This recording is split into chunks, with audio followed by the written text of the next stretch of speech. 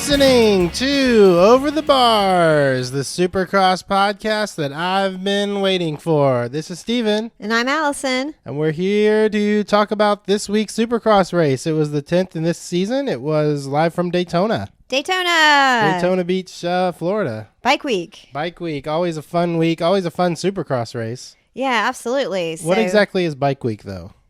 Well, Daytona Bike Week, it's a 10-day festival held every March. Okay. Where hundreds of thousands. Basically. Wait, hundreds of thousands? Yes, it's a lot of people. It's a lot of, I guess we would say, post-midlife crisis men in their hair metal roadhouse floozies. I hope we just alienated half our listeners. Yeah. Yeah. Well, anyway, they gather for motorcycle spring break every year in Daytona Beach. Makes sense. Yeah. It's probably a lot of fun. Yeah, a lot of motorcycles and mayhem, I think. Yeah, definitely. So how long have they been doing this? So it started way back in 1937 with the inaugural Daytona 200. Okay, so Bike Week has always been tied to racing. Yeah. And like that first race, they actually raced it on the beach. Well, that makes sense. Long tradition of driving on the beach down there in Daytona. Yeah. Well, I mean, it's pretty awesome. Can you imagine if Supercross was on the beach? Yeah, sure. Why not? Set up some stands on the sand and just let everybody go, race a little bit, have some water traps, have some shallow, race to the shallow ocean parts. Some sand ruts. Yeah, definitely. Oh, the whole thing would be sand. Yeah, that'd be great. Maybe going over the dunes. Yeah, I mean, maybe the track's already like made for them over there. Probably would rip it up pretty well, though. Who would win in that scenario? Who would win a Supercross race on a beach? Yeah. Beach cross. I don't know. Probably Diana Dahlgren. Diana Dahlgren would win. Well, she's probably she's probably used to being on the beach. Probably gets a lot of attention. Everybody probably would want to race behind her. I was thinking like Cole Seeley or Chad Reed, but you said Diana Dahlgren. Yeah, definitely. Okay. I think Diana Dahlgren. Yeah. All right. So, we didn't actually make it down to Daytona. No, we had to watch it from our nice den in Atlanta. But maybe it's a good thing. I was looking up Wikipedia about. That's where I'm getting all these facts from, by the way. Wikipedia. About Daytona Bike Week, and they have this big long column of all the deaths that happen every year at Daytona Bike Week. Apparently, it's hard to survive. It's kind of a cloud Daytona Bike Week. Things. Yeah, like it peaked in 2006 when actually 20 people died. And I guess there's lots of hazards. That wasn't that long ago. No, it wasn't. I mean, you've got sharks, you've got potential drownings, you've got STDs, you got crystal meth. There's a lot of reasons I guess you could perish at Daytona Bike Week. Yeah, and are they maybe motorcycle accidents too? maybe also motorcycle accidents. Yeah. So there obviously wasn't any, thankfully, no deaths in Supercross this week, but we did have some casualties. That's right. Yeah, a couple injuries that happened before and during the race. So the big news was, of course, Ken Roczen. Yeah, he went out with an ankle injury. Yeah, he's been hurt for a while now, with that ankle, and he had a big crash before the Atlanta race, right, in the practice round, and he did the same thing here in Daytona. He did. I was really disappointed not to have him race though. I mean, this time they pulled him out. Yeah, and there's a couple other riders. Josh Hill, apparently he crashed in practice and ended up in the hospital, so hopefully he's okay. And then we saw Michael Lessie go down in a terrible crash during the main event. Yeah, they didn't show it when it happened, but Michael Lessie had that camera on his head that they could show live from the GoPro on his helmet, and the god awful GoPro. Yeah, so they kept cutting to that live during the race, and they were able to show that race to that injury, that crash, and it looked bad. I mean, he went over the bars. Yeah, he did. That was too bad. But if one good thing came out of it, at least they didn't have to watch them that camera view anymore. No, that was kind of irritating. Yeah, when they showed it for long stretches during the actual race, it kind of made us sick, I think. Yeah, yeah, I didn't care for that, but I hope Mike gets well. But it didn't ultimately. That GoPro camera didn't detract from the excitement of the 250 main event. No, it didn't. I don't think anything could have detracted from the excitement of the 250 main event, because really there wasn't much excitement in the 250 main event. Well, you had Marvin Musquin again. Yeah, he got the whole shot. Yeah, he got a whole shot, and that was it. That was it. That was it. The race was over, I guess. Yeah, I know. I mean, our 250 East race, championship series is looking pretty conclusive. We've got a lot of racing to go. J Mart is only 12 points behind, but he had a bad start. He hit a hole apparently right at the start of the race, and he came back and he ended up on the podium in third place. But I guess he was probably not too happy with his performance. Yeah, well, he had to pass Davalos, he had to pass Dakotas, he had to pass Hampshire, he had to pass a lot of people. Yeah. So to end up, it just wasn't enough on the Daytona track. No, it wasn't. But and of course there's Bogle. There was Bogle. He actually was second behind Musquin the entire race. He was. I mean, he obviously was outperformed by Musquin because he was right there with him in the beginning, but Musquin just blasted him. Yeah. And what was interesting, though, when they were doing the podium interviews, they interviewed Bogle, and he had a pretty good attitude about it. He was like, hey, it's progression rather than perfection.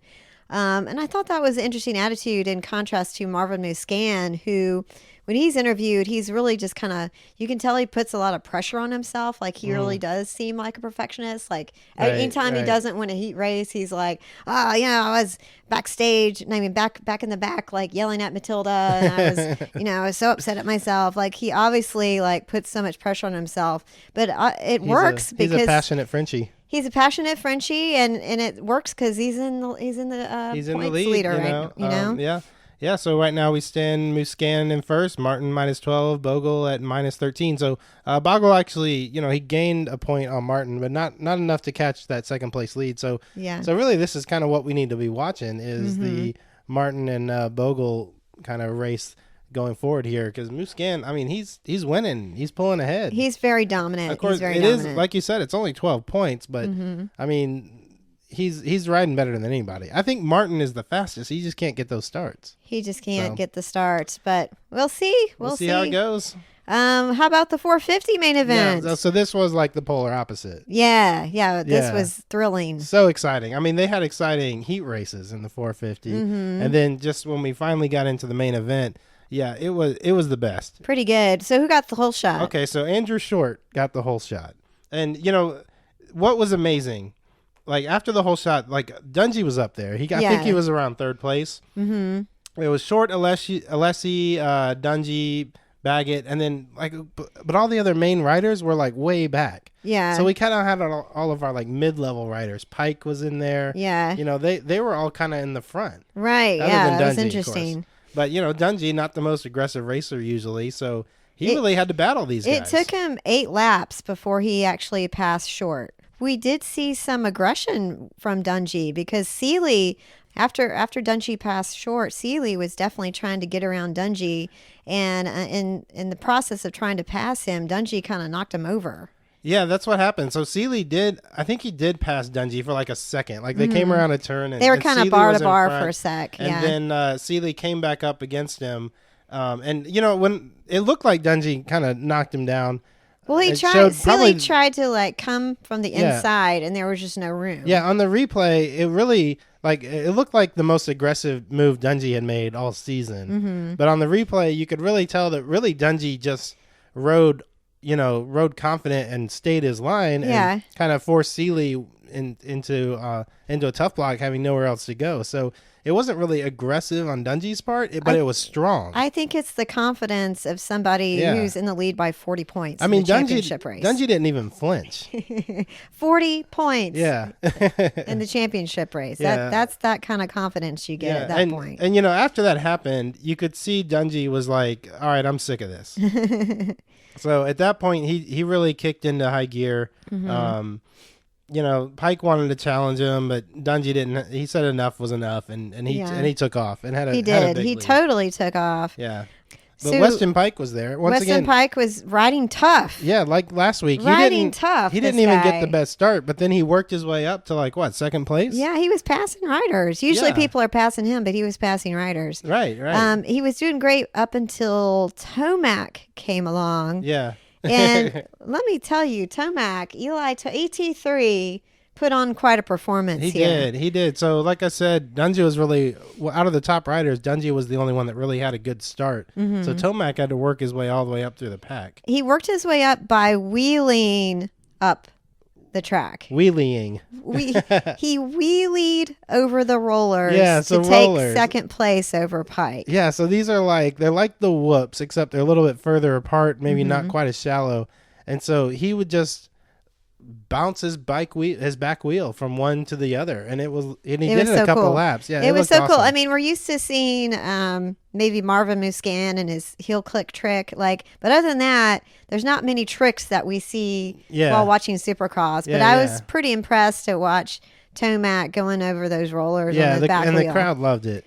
So I was so impressed by Eli Tomac. I am going to have to give him this week's platitude. I know that sounds, I don't blame you. I mean, to come up the way he did and take second place, but also to do it in that kind of with that flair.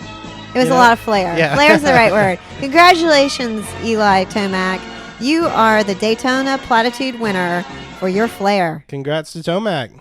Yes. So third place went to Blake Baggett. Hey, first podium of the year. Podium. Yeah, I've always liked Blake Baggett. He used to be a pro circuit rider on the 250. Yeah. Now he's on a Suzuki in the 450. But yeah, he's been up there. He's been improving. He's been kind of hovering. He's had some good races in the heats and the semis, and here he finally got a podium. He won Daytona last year in the 250 class. Yeah, he did. So he knows how to do it. I think he had some confidence going into the race. Maybe didn't know how it would be on the 450 bike, but he rode great. Yeah, he had a good start too. He was one of those guys. I think he was in fourth place at the start, right. But then it seemed like he somehow was able to avoid all of the other fighting that went on, all the stuff between Seeley and Dungey and Pike and Short. He somehow he dodged you didn't all even that. see him. No. You didn't even see him involved in all that. He just made clean passes. Yeah. And in the end was able to take third place. Yeah, as opposed to Trey Kennard, who did not even get out of the start cleanly. He didn't. Yeah, I don't know really what happened. I think he was maybe Trey toppled Kennard. over at the start by some other racers. Yeah.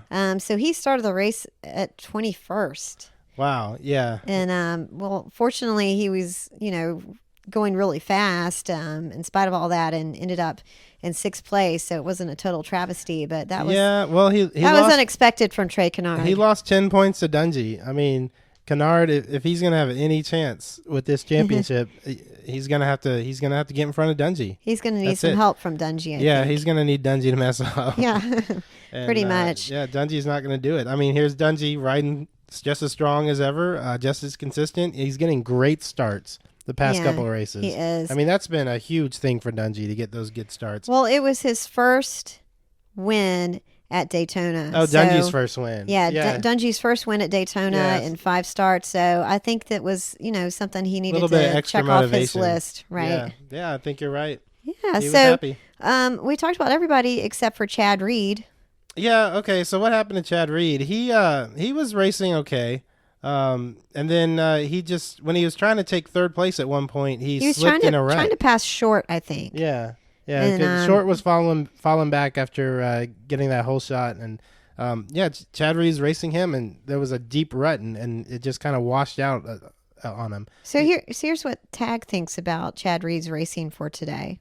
Chad Reed is 32 years, 11 months, and 20 days old. Tag sounding a little 32 years old, isn't that? I think he's tired of Chad Reed at this point, and I don't blame him. He's getting bored of Chad Reed. Yeah, we all are. And we didn't really mention the Daytona track, but it was really rutty. Instead of Bike Week, maybe they should have just called it Rut Week. Rut Week. Yeah, because there were huge ruts in this track. It was cool.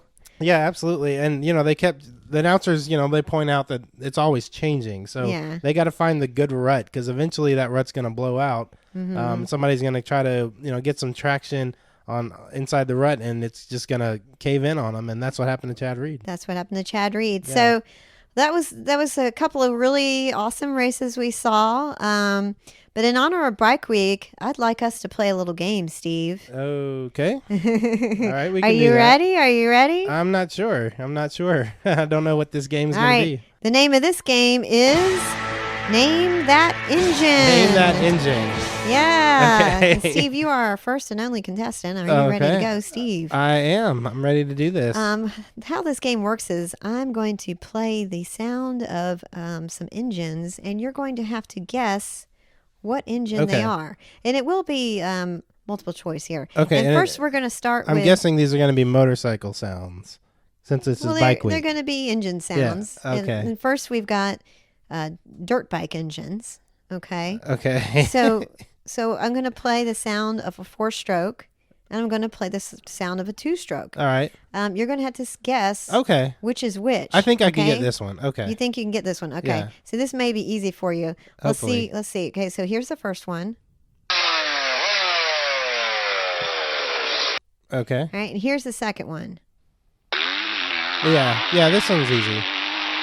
The right. first one was the 4-stroke, and the second one was the 2-stroke.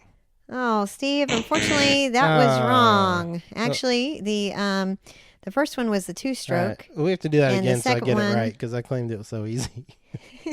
We're not going to be able to have any do-overs. I'm sorry. Are you sure? But You had that? we've got more questions to go. Let's try again. All right. Next, we're going to name the motorcycle. Okay, and I know I can do this one. All right. Now you've got 3 choices here. Yeah, I know I'm going to It's get this it's right. either going to be the Harley, Oh, okay. the Kawasaki, or the Triumph. Okay, yeah, all right. All right. Yeah, definitely. You ready? Okay. So we have an American, we have a European, and we have a Japanese. You got it. You got it. Okay. Okay, so I'm going to play the first one. Is this a Harley, a Kawasaki, or a Triumph? Okay, well, you probably have to play all 3 and then let me guess. Okay, we'll do that. Okay, so this is number 1.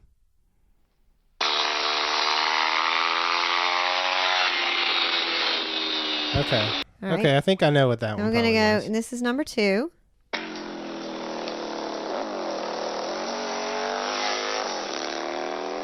Okay. All right, and then this is number 3. Oh, that sounds terrible. Yeah, that made me rethink. Everything. Okay, so Hmm. so we've got the first one, the second one, and the third one. Which is the Harley? Which is the Kawasaki? And which is the Well, Triumph? I was gonna say Triumph, then the Harley, then the Kawasaki, but now I'm not so sure between the Kawasaki and the Triumph. But you know what? I'll just go ahead and stick with my gut feeling. Okay. The first one's Triumph, the second one's Harley, and the third one's Kawasaki. I'm sorry, Steve. Oh, come on! Unfortunately, the first one was the Harley. The What? second one was the Kawasaki. This is terrible. And the third one was the Triumph. Okay, no, please don't get discouraged, I'm Steve, so because discouraged. this next question, I'm think so discouraged. I think you're I going to don't know get anything about because this. with the next question, you have experience with both of these engines. Oh, okay. Okay, good. We've got the Honda lawnmower, Okay. and we've got the Husqvarna lawnmower. Yeah. Okay, now you've owned both versions of I these have. mowers. I so, have. Yeah. all right, The problem is my Husqvarna has a Honda engine. okay, Ooh, that could be an issue. I know. All right, but it's a 50-50 try here. All right. All right. Okay, I'm going to play the first one. Yeah. Now yeah. I'm gonna play the second one. Those sound exactly the same. Come on, you're pulling my leg. No, these are both different. Yeah, I engines. think this one's is. a Honda, one's a Husqvarna. Yeah, but did you check that lawnmower? I think it has a Honda engine too. No, well- that Husqvarna has a. Yeah. So anyway, the first one's a Honda, the second one's a Husqvarna. You got it. Yeah, I know I got. Yeah. But I think they're both Honda engines. Yeah. Well, that's possible. Well, thank you, Steve. You did a great job playing. Name that engine. Well, all's right with the world because I have a lot more experience with lawnmowers than motorcycles. Yeah, but you know what? All this talk of motorcycles really makes me wish I actually knew how to ride a motorcycle, Well, Steve. good news. Good news. We're going to be taking a dirt bike course. What? Yeah, class coming up. I've signed us up for it. Really? So we're gonna get out there, get on some. I don't know what motorcycles they're gonna have for us actually, Oh but my they're gonna provide it, gosh. and we're gonna go through the So we're not basics going to with be Brent. dirt bike posers anymore. We're actually going to No. know how to ride the dirt bike. Yeah, absolutely. Oh my gosh, I'm so excited. All right, well, you guys are going to hear more about that in the future. I'll definitely let you know how it goes, but I'm thrilled about that. Yeah, it's gonna be great. It's gonna be really exciting. Yeah, well, I'm We'll also try not to break our microphone holding hands. yeah, let's not do that. So I'm also really thrilled that next week we're going to be in Indianapolis. Mm-hmm. Let's see from Ma'am what the weather's going to be like in Indianapolis. Hi, Allison, Steve, and Supercross fans. Well, you fans might want to take the Daytona weather with you to Indianapolis, where it will be 20 degrees colder. But at least there will be no snow, and you will be warm in the Lucas Oil Stadium, also known as the house that Manning built. You also might want to try one of their cocktails, called the Hoosier Whore Drink, consisting of amaretto, pineapple, Southern Comfort, and vodka. That will keep you warm.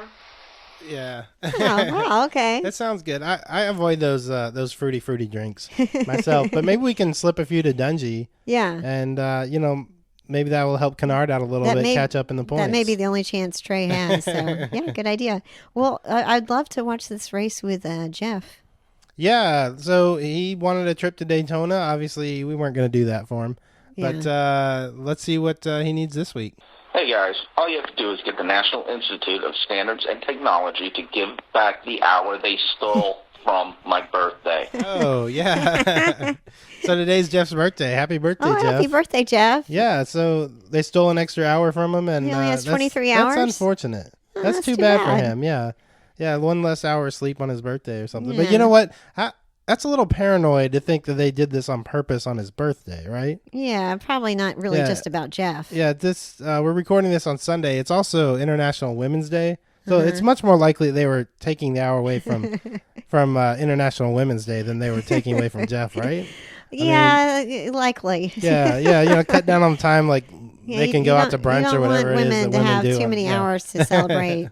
Well, it's been a good time talking with you again, Steve, and let's take things out today with La Luz and their song, Sure as Spring. Great. Thanks, everybody, for listening. Make sure you check us out on Twitter at SXOverTheBars.